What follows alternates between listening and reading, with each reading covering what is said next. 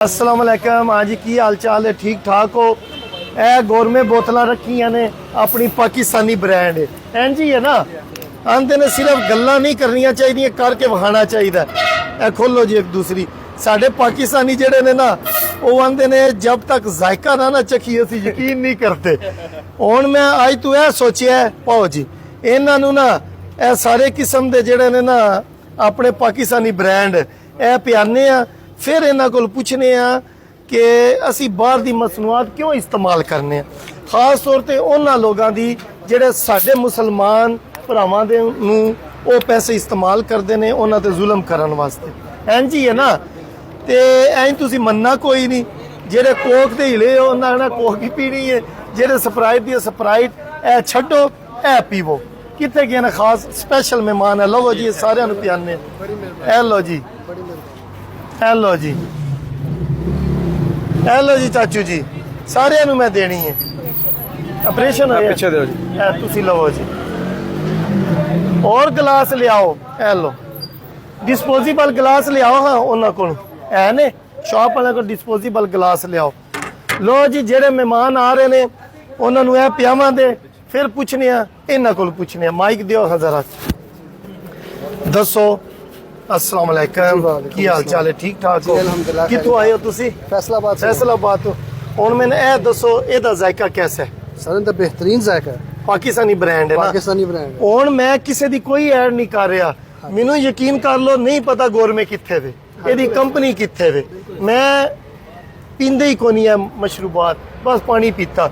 लेकिन तुहानू सारे लोगों नूं दस रहा, तुहाडे घर मेहमान हुंदे ने, तुसी सोचदे हो यार ए जरा VIP मेहमान है इनू कोक पियाओ। नहीं यार, ओदा एक एक रुपया जड़ा ना साडे मुसलमानों के खिलाफ फलस्तीन इस्तेमाल हो गया, ठीक है ना। और बहाओ ना पहले एक बारी, हम अपने बच्चों को मारने के लिए गोली के पैसे नहीं देंगे। ये कह नहीं करा दे, एक असी अपने मुल्क नूं उत्ते किवें चुक्कां दे? तुसी दसो ना, असी अपने मुल्क नूं इंज ही उत्ते चुक्कां दे। असी देखो ना, हर बंदा पाकिस्तान दे विच गोरमे या इहदे रिलेटेड कोई भी ऐसियां कोल्ड ड्रिंक केड़ियां ने पाकिस्तान दियां और गोरमे तो सवा नेक्स्ट कोला पाकिस्तानी है। और की है? और की है जी?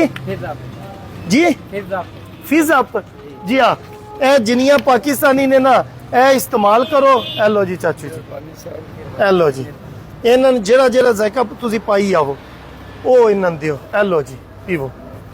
हुण दसो बाकी ना पाकिस्तान दे विच मेहमान VIP और नॉर्मल मेहमान, उन्हां नूं मेरा यह पैगाम है, ठीक है ना, तुसी गोरमे नेक्स्ट कोला तहकीक कर लो।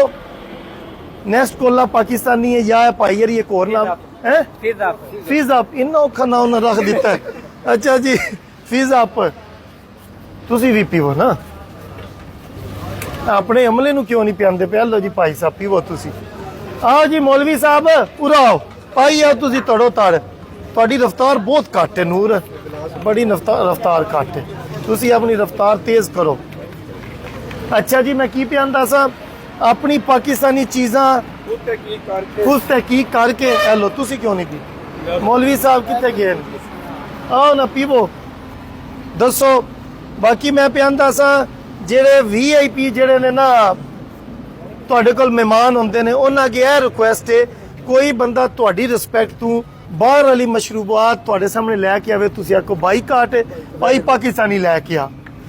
कदी इंज हुंदा, एक बंदा मैनूं पिया दसदा सी पाकिस्तानी लैके आए आ ना, वो आंदा यार ए की लैके आया, ते मैं पींदे ही नहीं। यार पीवो, दसो इन्हां नूं पीवो।